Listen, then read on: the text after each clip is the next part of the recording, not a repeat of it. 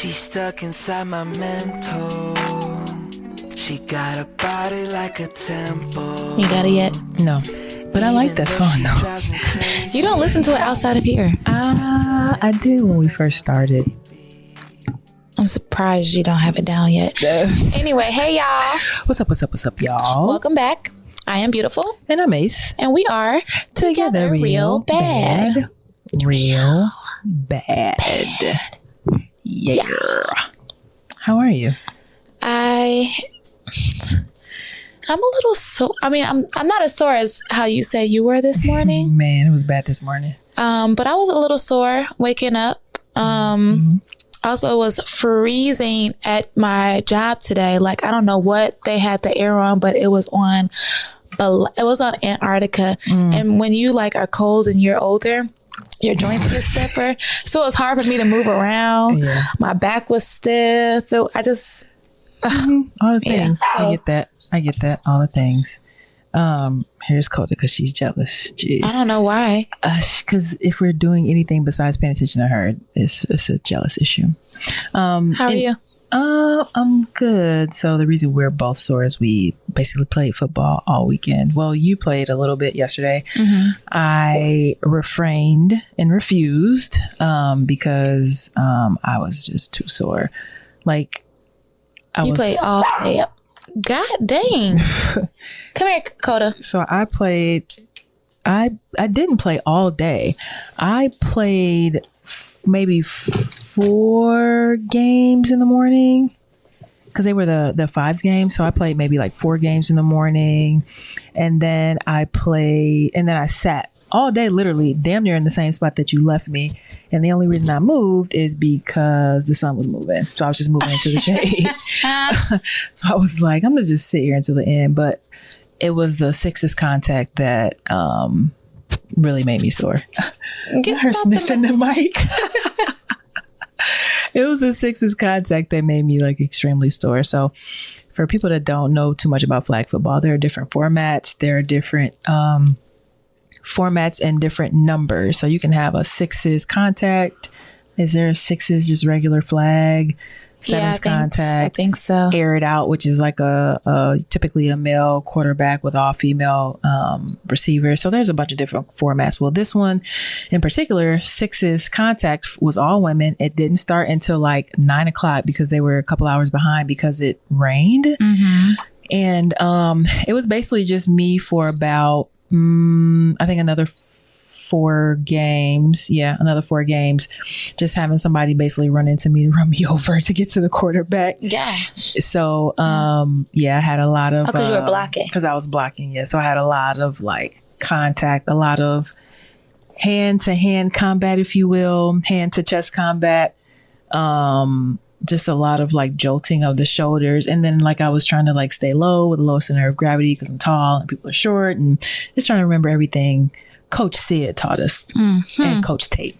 Yeah. So, we didn't win a championship. We did go to the championship, and we lost in the last 22 seconds, which sucked, but it was a good time. I missed it a little bit. Yeah. It was a good time. So wait, when I left you after you played Playground, you sat there the entire time until so you didn't play another format? I didn't play any other formats. There was offers. I was like, no, I'm good.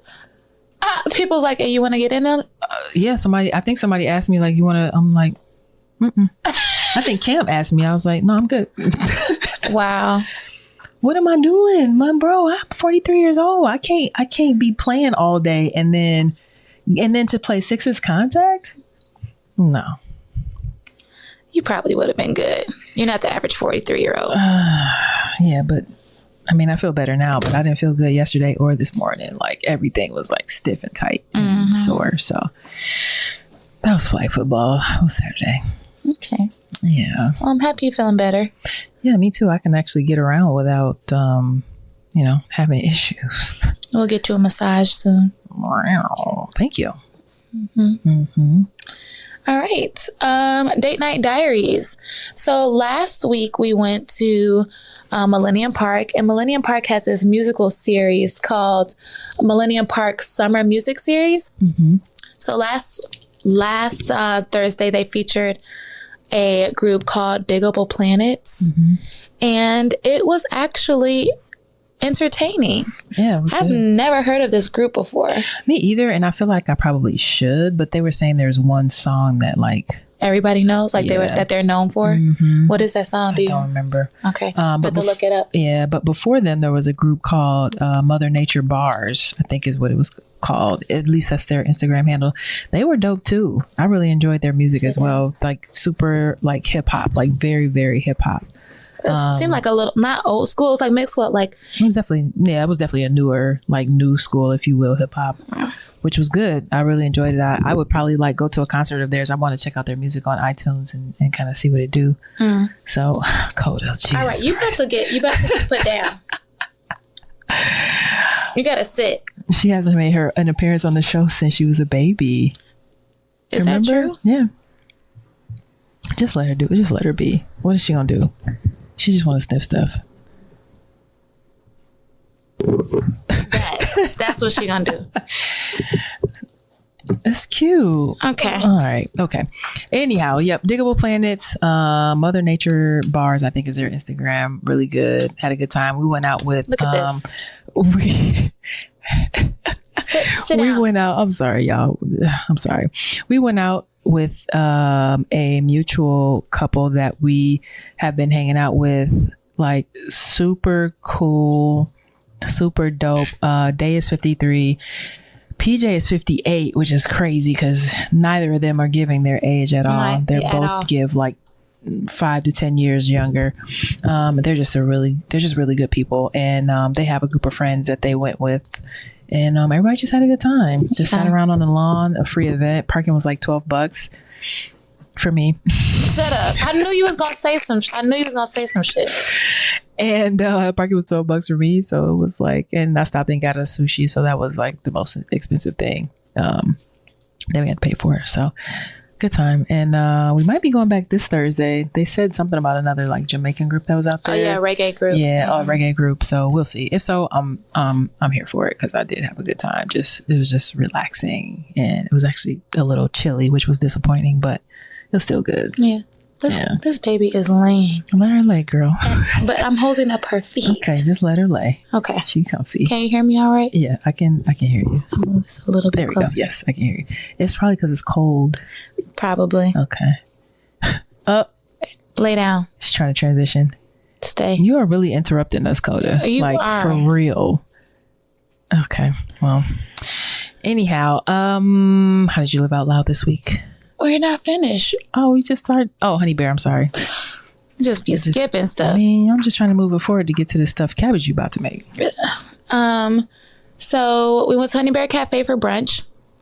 It is not Black owned, which I thought it was at first, but it is woman owned, and it was actually very tasty. Very good. Very good. I would definitely go back. Yeah, we'll be back. For sure. I had the wild something skillet is with like ham, sausage. I believe it was some bacon in there. Canadian bacon, I think it was actually. Onions, peppers. Yeah, of course you got the potatoes at the bottom, and then a mixture of cheeses, and then I got egg whites on top. It was fire.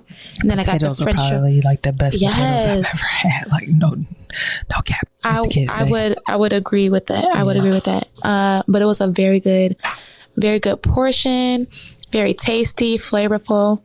I got the French toast on the side, which I ate today for breakfast. Oh, you did. You finished it. I finished all my food, and I think we had a bet. No, we're even because you owed me $1, so we good. Okay. I'm just saying. I just want to say that We did. I won. Yeah. Okay. I won that bet. Okay. Anyway, so that's what I had, and then I also had a s'mores. I had a s'mores latte with oat milk, and it was very tasty as well. What did you have? So I had the chorizo omelet. I'm in love with chorizo omelets. That is her my favorite God, it's like my sausage. favorite. It's chorizo with the egg, and then they put jalapeno in it, and then they put mozzarella in it. They put onions in it. No, Not a thank fan. you. And then they had like this chorizo gravy, which I never had before, and I'm not a big gravy fan, so I was like, but it was actually really good with avocado and sour cream. So, Yeah, just deliciousness. And I feel like we would definitely go back. So pay attention. I am paying attention. Okay. I'm waiting for you to finish. I was finished. Okay, good.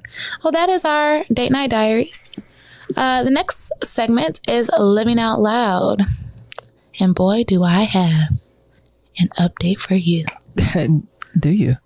I mean, it's not... Sure. Oh, I already know about it. Yeah. Though. Okay. So what I did to live out loud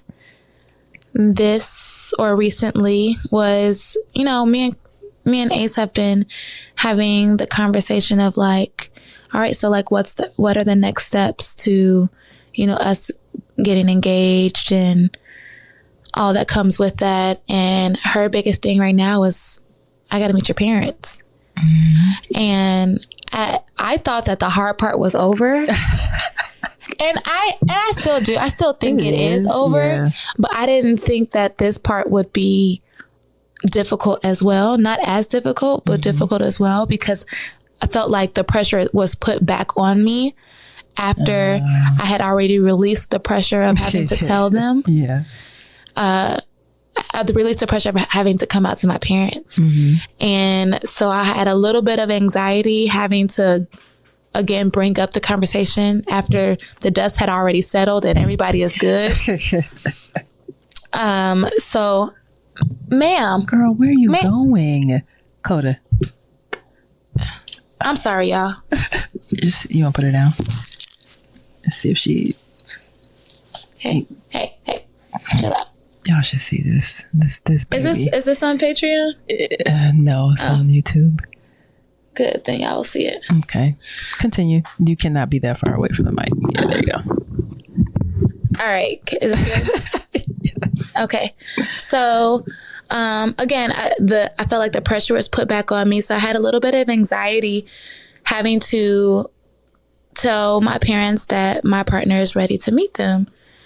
And so I finally mustered up the courage to text my mom, because when we had the conversation of me coming out, we did mention like we want to keep in touch more and talk throughout the week, and not letting so much time pass us before we talk again. And so I text her saying that, looking to have an open line of communication with her and all the things. And so we were talking about like random things like her traveling, also about, her dating life and her birthday coming up. And she mentioned that for her birthday, she wanted us to come over and have cake and ice cream with her, and also meet the guy that she's been dating and traveling back and forth to, seeing. And I was like, oh, okay, that's great. I can't wait to meet him. I asked her about the kind of cake that she wanted. Where did she want it from? Because usually it's like a quote unquote, it's a family tradition, if you will, to get our cakes from Calumet Bakery out in the south suburbs. So I asked her about that. Like, did she want the same thing or did she want to do something different? Because there is another bakery that she really loved when I was growing up too, called Ace Bakery. I'm not even sure if they're... Interesting. Yeah. I'm not even sure if they're still in business or not, but I just wanted to see if she wanted to do something different. And then at the end of that, I was like, actually, I'll read what I said. I just have to pull it up really quick because I know I don't hide nothing from y'all when it comes to this subject of me dealing with my parents and coming out and stuff. So I said, can't wait to meet him. I'll be looking out for that text. You want cake from Calumet Bakery or something different? I'd like for you to meet Christy soon, ... When you're ready. She is really eager to meet you and my dad. And I sent that on 7/11. That was that. Are you sure? That was that long ago? Today's the 21st. Baby. Oh, okay. Oh, wow. Okay. I didn't think it was that long July ago. 11th. And you haven't said anything, or you don't plan to say I have anything, not or? received a text message back from my mom. Is that was that on a group text? No, Okay. Of course it wasn't on a group text. It was between me and my mom. So what do you think you're gonna do, if anything? I don't know. I'm gonna talk to my therapist tomorrow about it. Oh, that's smart. I don't really have. I'm not. Honestly, I'm not in a hurry to text her back. Okay. Because that causes me more anxiety, like rushing an answer out of her. Like I feel like I did my part. Like at least you can do is respond. Because it could be no, and that's okay. Just respond, right? Kind of thing. Okay. Right. So that's where we are with that. Okay. Well, I have not sent a message to my dad about you meeting him, but I did invite him to stay at our place in the future if he wanted to. Well, hopefully he'll take you up on that offer if we have room, because I feel like it only makes sense. When you were growing up, did people, this is kind of did family stay at our house? Yeah. When they come in town? Yeah. Okay. I mean, we have a big house, so like we had a decent sized home growing up, so we definitely had cousins and aunties that would come up from Mississippi or Alabama. Same. And they would stay at our crib, and it was a great time too. It would be a house full of people.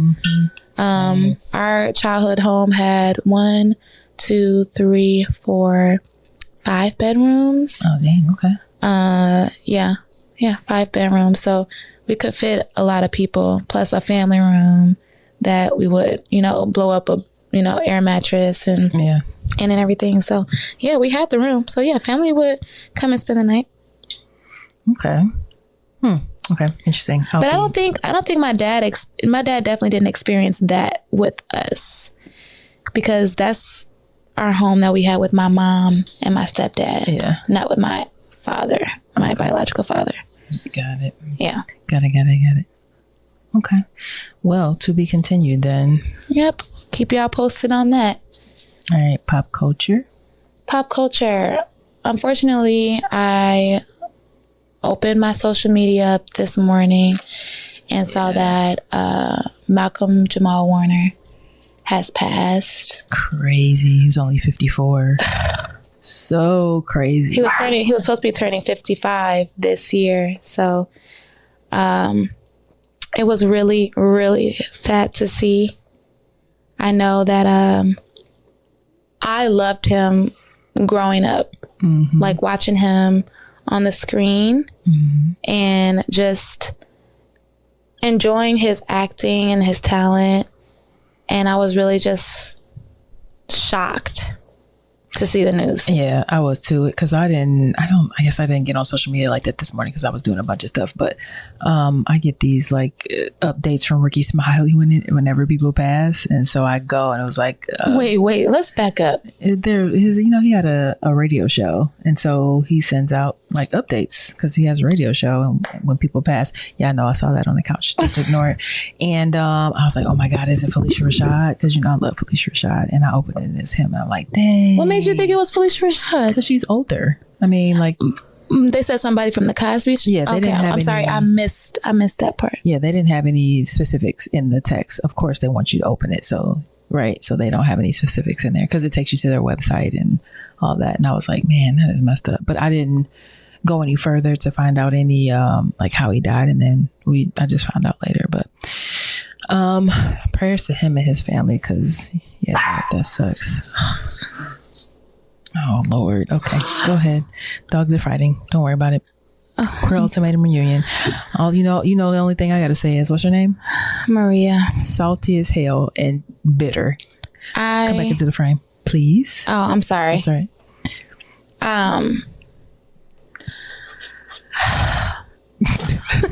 Maria is a fucking piece of work. Bro, like, what? I couldn't believe, and then had the nerve to like say, for those who haven't seen it, Maria was in a relationship with Mel, and they ultimately decided to, spoiler alert, not get engaged.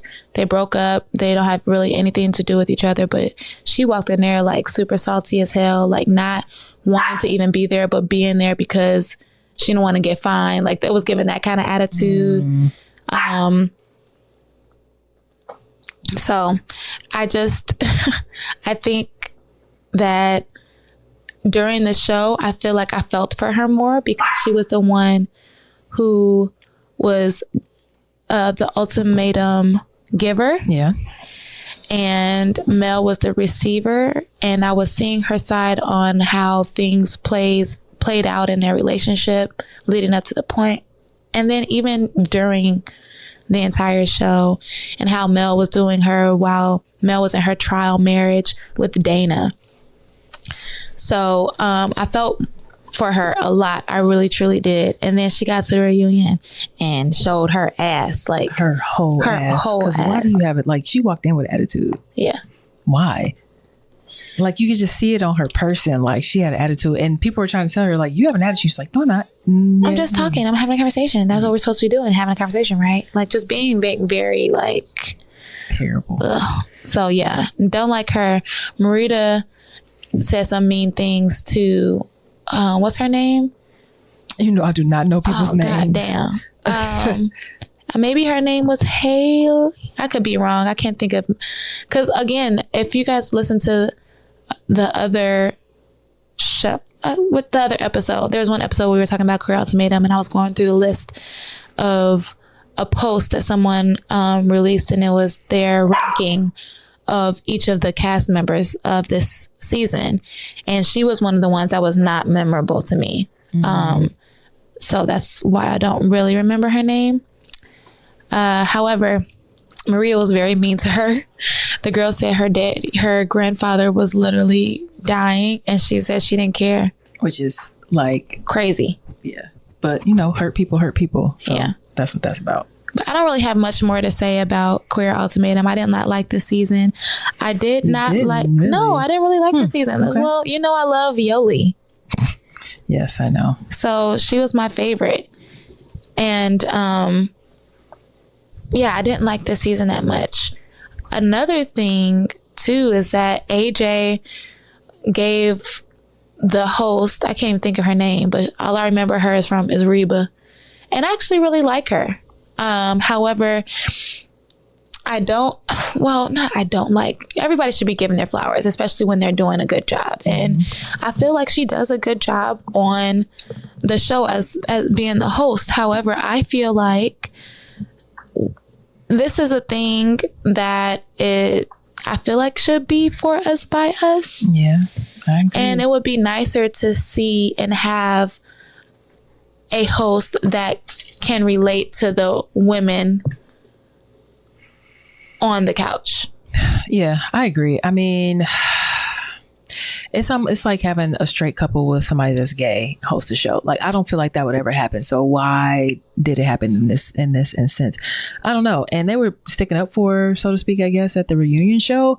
And it's no knock against her. It just seems like you want to have someone who has experienced some things with other women or other like sexes. And so that's where I was kind of lost with it. She did a great job. She's very empathetic and she's an ally and all that. But it's just like, I can't even see if what's her name? Nick Lachey and Vanessa Lachey. Were the host of Queer Ultimatum, because I feel like they're within the same. Did they not host the first one? Did they really? You know what? Not Queer Ultimatum, the Ultimatum. Oh yeah, okay. See, so I could see if they went over to the other side to Queer Ultimatum and decided to host that, but that didn't even happen. So, and not because they're also allies or they are empathetic or anything like that. Just the fact that they're a straight couple. They don't even have a couple. They have a woman, just one singular woman, not even with her husband or anything, doing this hosting of a queer relationship show. Yeah. So that's that. Okay, for our Black owned business highlight, the name of this business is a food truck. It's called Straight Up Bussin'. Chef Grady is actually someone who plays in the football league that we play in. It's called A2, and his food is good. I like it. He has the things that he has at our field is like baked salmon with rice with vegetables, chicken, steak, like it seems like leaner cuts of all of these things. And so really, really good. It feels very healthy when you eat it, and it's flavorful, in my opinion. So you can find him, and I believe his wife helps him out too. It's STR8 and then underscore upbussin, BUSSIN on Instagram. I didn't see a website, but I'm sure you can find him at any food truck or food truck festivals in the Chicagoland area. Lastly, for the first portion of this, I want to give a shout out to, we mentioned them earlier, Day and PJ. Day and PJ they're super, super, super cool. We are building like a relationship with them. So we've been hanging out with them, and they've been helping us with things, and we've been helping them with things, and really, really cool. They had a whole lot of followers on TikTok, and then she said that people's got her, and so she had to start from scratch. But two things, they are starting a podcast, which they actually just texted us and sent us the link for. It's called Two Dope Grandmas, and they are basically Gen X women, and they're known for their candid and unfiltered opinions. Day is from the NYC, and she talk like it too. She got an accent. I can't even do the accent, but she definitely talked like it, like she's from New York. That's pretty good. It is pretty good. Probably wouldn't think so. No, probably not. And then PJ is from Chicago. And we've just been kicking it with them, hanging out with them. So please go follow and support their podcast, Two Dope Ass Grandmas, excuse me. They're talking about everything from cannabis use to relationships to pop culture to politics. It just runs the gamut of podcast topics. So we definitely wish them well in that. And then the second thing that they provided us with, they like us seem to be pretty fairly open in a lot of ways, and giving us a lot of information. They are attend therapy, and they gave us this 4 horsemen and their antidotes. So in relationships over time, harmful behaviors like the 4 horsemen could show up. And this is like criticism, defensiveness, contempt, and stonewalling. And ways to fix that are gentle startup, take responsibility, share fondness and admiration, and use self-soothing. And I wanted to just share that with everyone. There's also 6 Hours to a Better Relationship that they share with us. So I'm going to try and link that in the show notes somehow. I don't know how yet, because I think it has to be a link. But I just think that these are really, really helpful tools for people who are going through things in their relationship to try and fix their relationship. It is not a substitute for therapy, but it is something that you can work on. So there's that. On to the main topic, so we can get this cabbage. And by cabbage, I do not mean money. I mean literally stuffed cabbage. The main topic of this episode, which I have yet to name, but basically we are going to talk about how your communication style growing up with your family, or how your family's communication style was and is, affects how you communicate in your romantic relationships and in your platonic or everyday relationships. And so what made me think about this is that you said last time we recorded that your family's communication wasn't the greatest. Mm-hmm.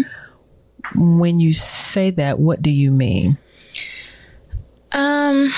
So basically what I mean by my family's communication not being the greatest is, one, we adapt the avoidant communicator style. I don't know if that's the correct term for it. It probably is. But I know avoidant is in there. Mm-hmm. We don't talk about the hard stuff all the time.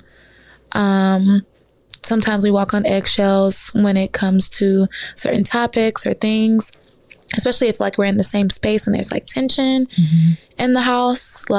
We avoid talking about it. When it comes to parents, it's hard to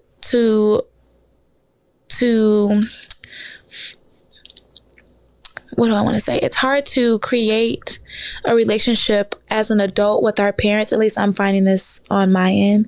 I can't speak for my sisters.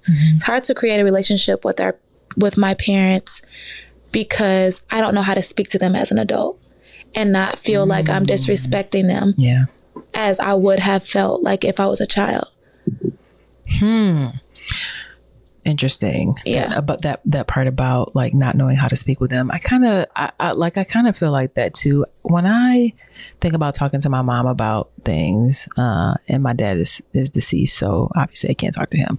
But when I think about talking to my mom about things, like I don't want to have like conversations like that either. Like I want our conversations to be very light and very friendly and just kind of like a keeping her company kind of conversation, because she is older, she lives by herself, and so she may not get a lot of that conversation. And, you know, so she probably looks forward to talking, you know, on the phone to me and whomever else calls. I feel like it isn't really avoidant anymore. Like I more so can talk to my mom about everything except like sexuality and all that, like openly and freely. The sexuality part of it, like I came out to her, I think probably like 15 or 20 years ago now. She still says, I can't believe you're gay. And it's very hard for her. She still says it? I mean, she said that probably last year sometime. Really? It was via text. We were just talking, and she literally said, I still can't believe you're gay. And it's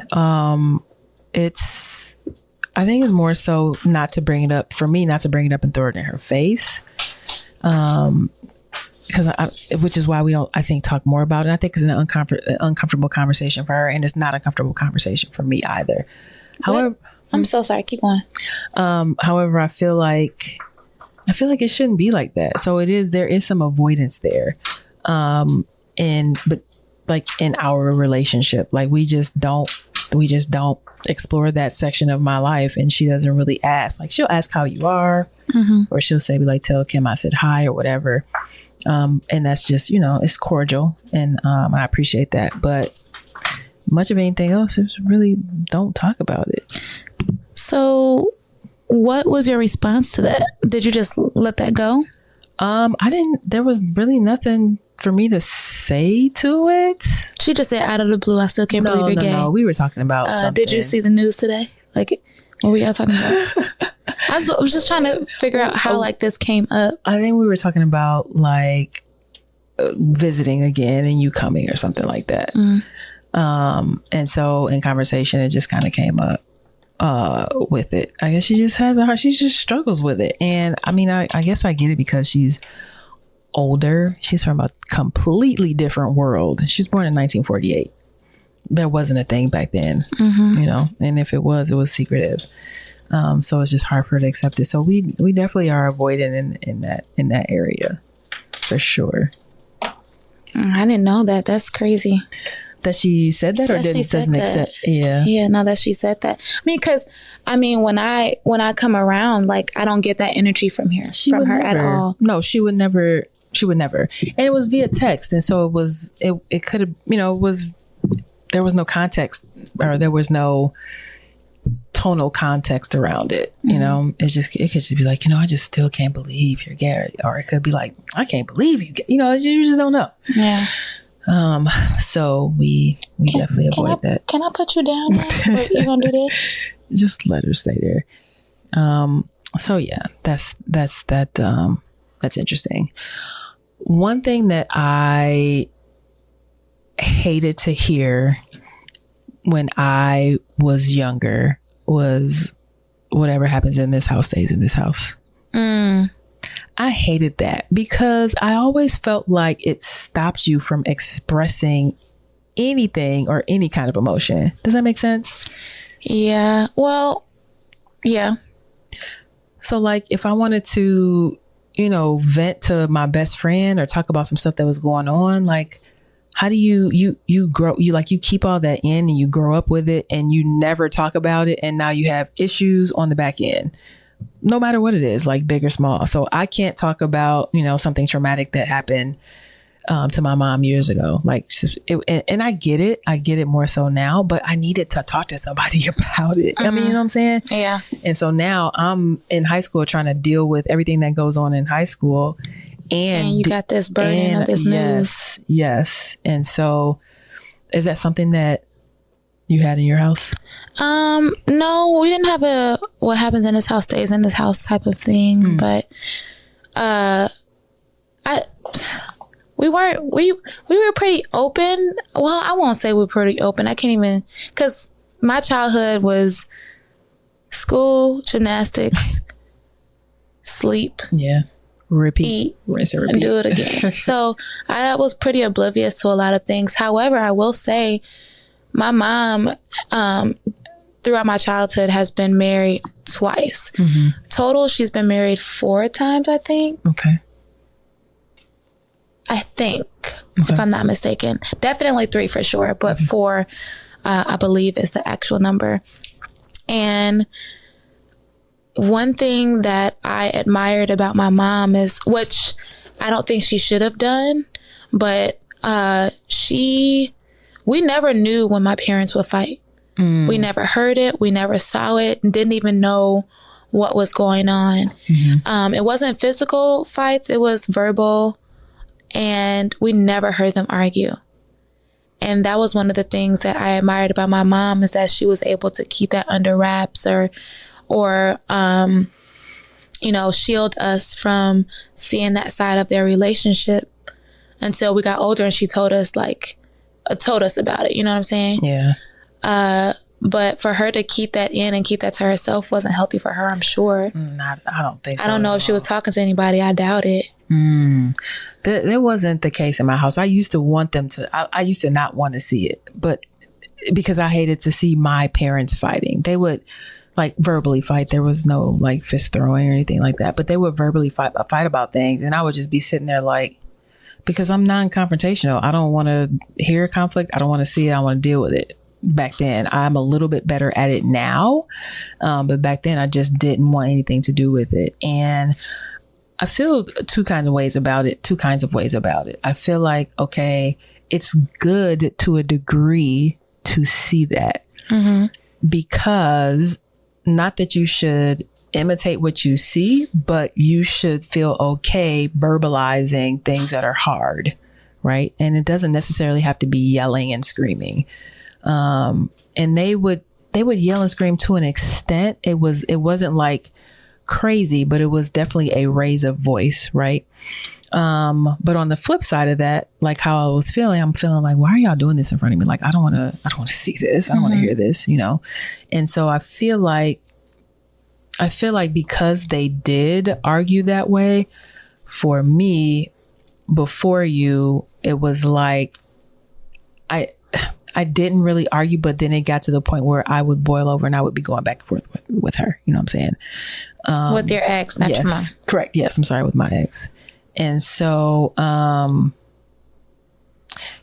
feel like fighting styles or seeing different fighting, quote unquote, fighting styles in a relationship are important. It also allows you to decide what you're comfortable with and maybe what works and what doesn't work. Screaming and yelling ain't going to work. It is an option. To me, it's not going to work. But it's an option, right? You can communicate like that, but it also gives you, again, the option not to communicate like that when you're older, because you see it you don't like it or it doesn't work. Yeah. I wish, I didn't want to see my parents argue or go back and forth or anything like that. I didn't have that desire. Didn't even know what that looked like when with my mom, I'll say, and my whoever she was with at the time, whether it was my dad or stepdad. However, I did see what that looks like with my dad when he got remarried to my stepmom. Not when he got remarried, when he got married to my stepmom. They used to fight, not physically, but verbally. To the point we were in the middle a lot. I remember this one time I'll never forget. My stepmom had me, my sister Kelly, Chanel in the car, and we were chasing my dad around the city of Chicago. That's following him up behind him, blocking him out of places from parking. Wow. Eventually my dad pulled up to the police station. No. To the pastor's house, the pastor of our church's house, which was down the street from our house at the time. We lived off of 35th and Prairie. And he got out. I remember us going in. I think they were yelling outside. all the things. Just it wasn't a good look. It was actually very embarrassing. Yeah. Also dangerous because my stepmom, she, so we did see that from my dad and my stepmom, but we never saw that from my actual mom and my biological mom, and anybody that she was with. Later on, my stepmom and my mom became friends, and my mom would actually kind of help my stepmom through some of the struggles, like I guess just being an ear for her, and listening to it. Yeah, for sure. And to this day, they'll sit up and talk if they had the time, which I love. But yeah, so I got to see it. I got to see different styles of arguing, I guess, or lack thereof, in those two relationships. But when it comes to like voicing your opinion, like how you brought up, I don't think that wasn't a thing like in our house for real. It's like whatever my mom would say, she would go. Like my mom ran the house. So I think as an adult now, like trying to figure out what to say to my mom, how do I say it, stems from not being able to,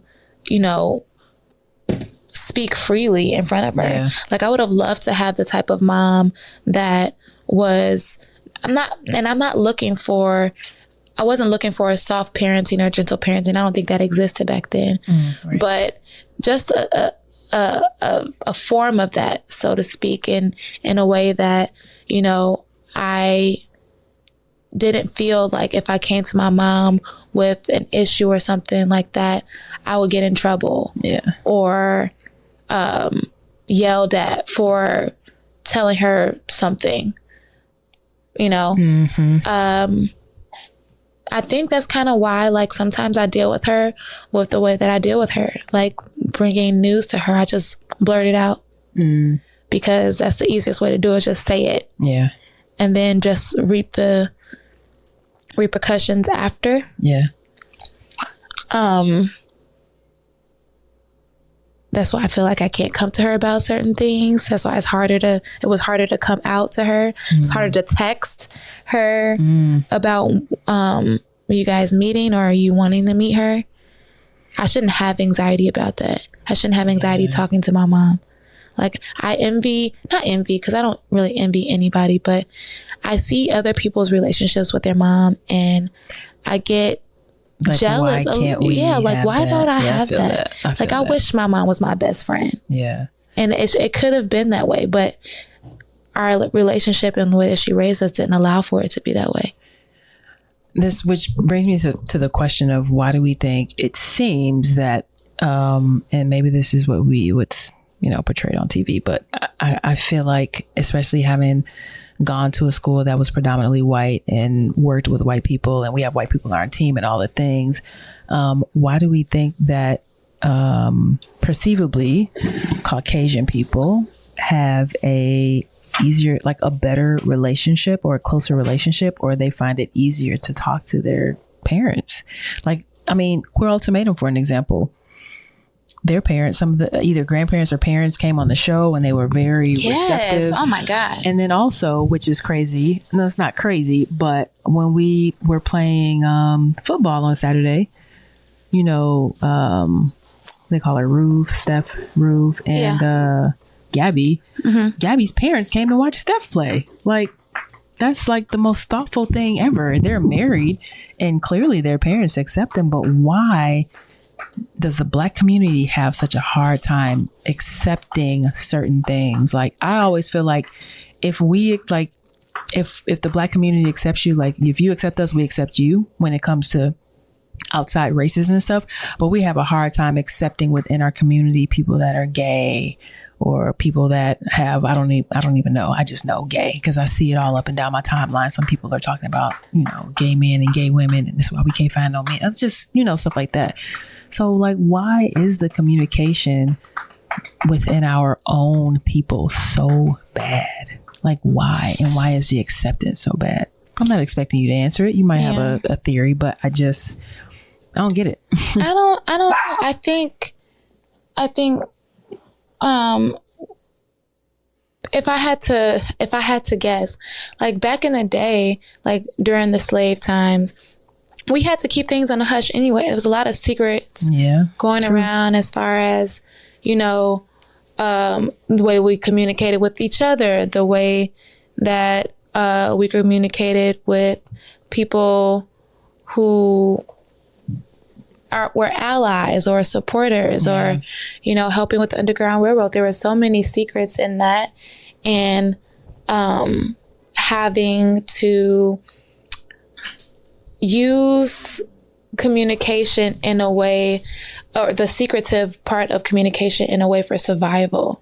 That's for sure. Singing psalms and songs and shit. Yeah, for sure. So I feel like it kind of possibly stems from that. Yeah, it's a good hypothesis. For sure. I can see where those two things connect. Let's do two more. So do you think the communication style of your family overall, and I mean between you and your sisters, because, you know, sometimes I'm like, hey, you know, call them, talk to them more, between you and your sisters and you and your parents, bears any weight or has anything good or bad to do with how we communicate in our relationship? Like, do you feel like what you've learned or unlearned has seeped into our relationship for the good or the bad?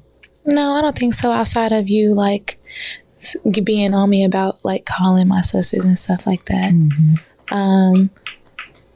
I don't, like, me and my sisters were close growing up. Me, Kelly and Chanel were pretty close growing up. So, and I think we grew apart as we got older, just growing into our adulthood and into the people that we present today, that we present as today. I can say, though, my relationship has changed with them a little bit. Partially, I could say this about Kelly for sure. Kelly is my twin, for those who don't know. And we're not like the typical twins.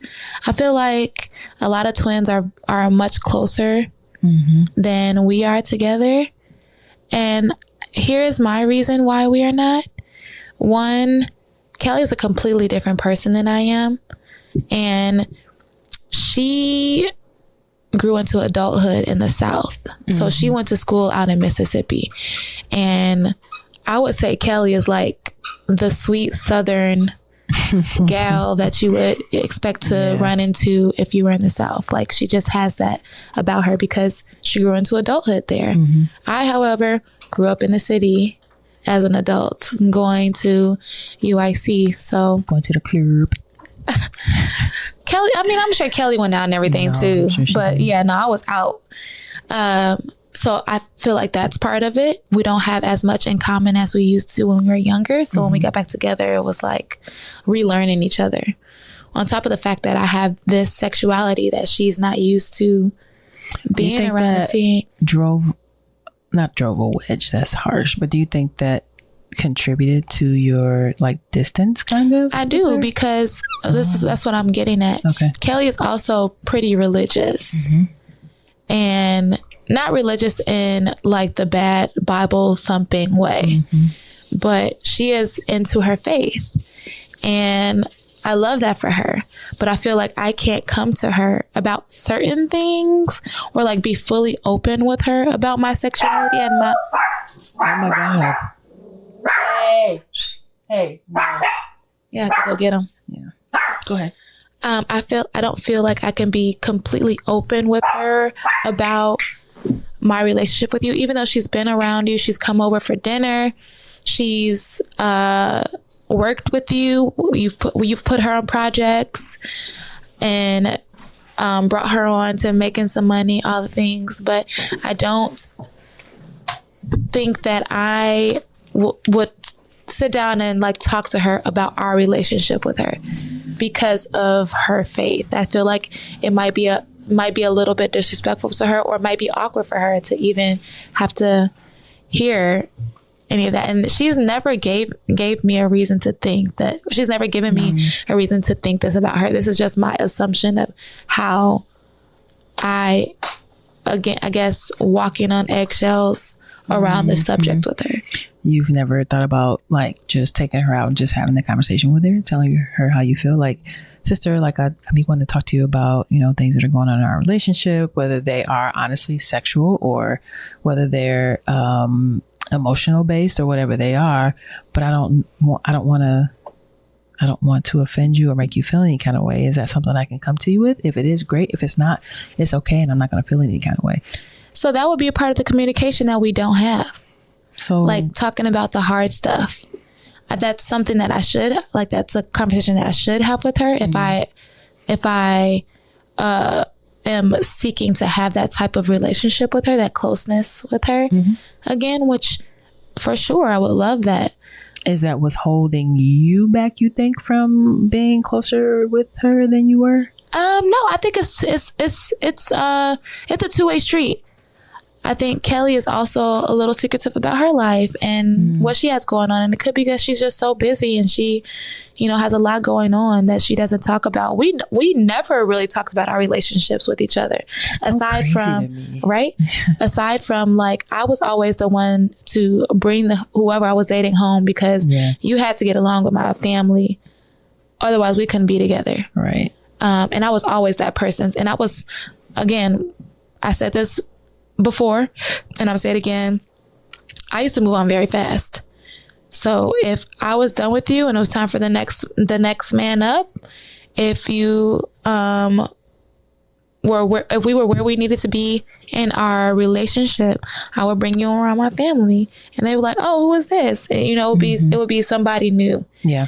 But that was just me. That's how I was as a person in a relationship, bringing my person to the family. And I wish I was able to do that with you. I mean, I kind of was with my sisters. Yeah, your sisters were like, oh, okay, cool. Yeah, we like her. Yeah. And also, too, I think, you know, having Ariel was also a little bit of a buffer, too. Yeah. So. Well, I encourage you, if you feel so inclined, to text her and just be like, Kelly, I'm just going to have a hard text conversation with you. And just see where she said, because having sisters is such a blessing. I don't have any brothers or sisters. I had a half sister. She passed away. So when I have to deal with things like in my immediate family, like with my mom and my dad and all that, it's just me. And I wish I had brothers and sisters to like talk to and hang out with and keep in contact with, but I don't have that. So I definitely encourage you to try and like reconnect with, especially Kelly. Destiny is easy. Destiny will call and check on you. Yeah. Or you would call her. I came home one day and we be having a good old chat. Boy. Ace is in the bed just having my sister. I told you that's my favorite sister, so expect me to talk to her. Not on the air. You put that out there. I already put that out there. They don't listen to it. Okay. I love all of them, but Destiny is my favorite. I mean, I love them all. But me and Destiny have a kiki. We be sending the memes. I'll be ignoring y'all. I need to get out that proposal chat because I can't keep up. Y'all be talking about too much or sharing too much, and it's overwhelming for me, so I don't even go and look. Okay. But yeah, we just be sharing memes and talking. But that's but it's also her personality. She's very open and easy to get along with. So and it's magnetic to a degree, you know. So that's when people are open and easy to get along with. Like, I can get along with them. I can get along with anybody, but it's just easy. And I know she won't look at me sideways for texting her or calling her just to talk. You know? So, but yes. Same question to you. Like, has the communication with your family bled into our relationship? Because I know, like, when you first came out to your parents, your mom said I wouldn't tell your dad's side of the family. And I don't know how that made you feel. We never really talked about how that made you feel or how you navigate that side of the family. Yeah, I don't like, it used to be that they would be when you get married. That was the biggest question that everybody was asking me. And I stopped coming around because of that. They probably don't know that, but I did. I didn't want to answer that question no more. Like, we would have family reunions every May. I used to come down there all the time, and every May, when you get married? This is my great aunt and my great uncle. Go to the family reunion? On my dad's side. My mom's side, I think probably everybody knows on my mom's side. At least I know all my cousins know. And I don't know if my aunts know, but probably, but I don't. My mom's side of the family is more accepting, believe it or not. And so it was my dad's side because they're all preachers and are heavy and deep into the church and all that. But like my great uncle and my great aunt, with two of them, and then the one that married into the family, my great uncle, they've since passed. But every time I see them, and I'm like, I don't want to answer this question every single time I see them. You're just assuming that I'm gonna get married to a man. Don't fucking assume, like, you know what I'm saying? It's not fair. So I stopped coming around. And I think, I kind of hated that I did because my cousins are cool. I like my cousins. And it's crazy because a lot of my cousins that were around the same age, they got kids that's grown. I've never met them because I've never went back down there. So, I wish I could be open. I mean, I probably can, but I just, again, now if I'm open to them, now I'm having to field all these questions about why you're not married to a man, what happened, or whatever. You know what I'm saying? It's the South. People may or may not judge, and they like they did live by a different creed than we do here in the North. But yeah, that's how I feel. And in terms of communication styles, sometimes I need a second to like get thoughts and everything together, and it can appear that I'm ignoring you or giving you the cold shoulder, but that's kind of what I saw when I was growing up. Like when my parents didn't talk, like they didn't talk at all. Like my mom would sit at the back table and watch TV away from my dad, and my dad would be sitting in the chair up front, and they wouldn't talk for like 3 or 4 days, and then one day I just come back. 3 or 4 days. Well, I remember one time my mom went on strike. I don't remember what happened. She stopped cooking. She stopped cleaning. She stopped doing laundry, all the things. So, I'm around there. I'm trying to do the laundry, and I don't know if I cook, but, just keep it together. But dad must have said something out of pocket and didn't appreciate everything that she was doing. And she was like, okay, I'm going to show you. And yeah, they didn't talk for a while. Now, I don't know if they slept in separate beds or what, because I'm sure I was going to sleep before, they were kind of thing. But yeah, I remember that very, very vividly. That is hilarious. And I'm not surprised. Just like, not that I'm not surprised, but just knowing your mom's personality and how she be talking about people when we're down there to visit. I can imagine her having that. And she a Gemini too? Yeah, she is a Gemini. Oh, right along with me. And then my dad was a Cancer. Oh, sweet, sweet dad. Was he sweet? Like, was he like? My dad was an interesting character. He could be.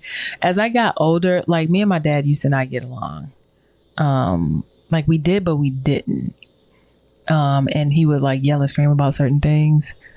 When I got older, there was nothing else to yell and scream about because I was grown. And when we got grown, that's when we were closer than when I was a kid. Like he would play basketball with me outside. We would go fishing together when we would be in Mississippi before they moved down there. We did those types of things. And then that was kind of our time to talk a little bit, but we didn't talk in depth about much of anything. I remember saying to him once, like, I think he was so happy that I was into girls. Yeah. I told you that, didn't I? Yeah. Because whenever dudes would come around, he'd be stone cold killer face. And yeah, he was not about that life with people being around his daughter. And I don't know if it was because my sister was murdered by her ex-boyfriend. I don't know if it was that, or he just didn't like other dudes around. Like it was not nothing. So I remember a conversation we had. I said something like, yeah, that's why I told her, so we could try and be closer or something. He was like, yeah, right. Yeah. And he was in total agreement. And I brought that up to him and he didn't even blink.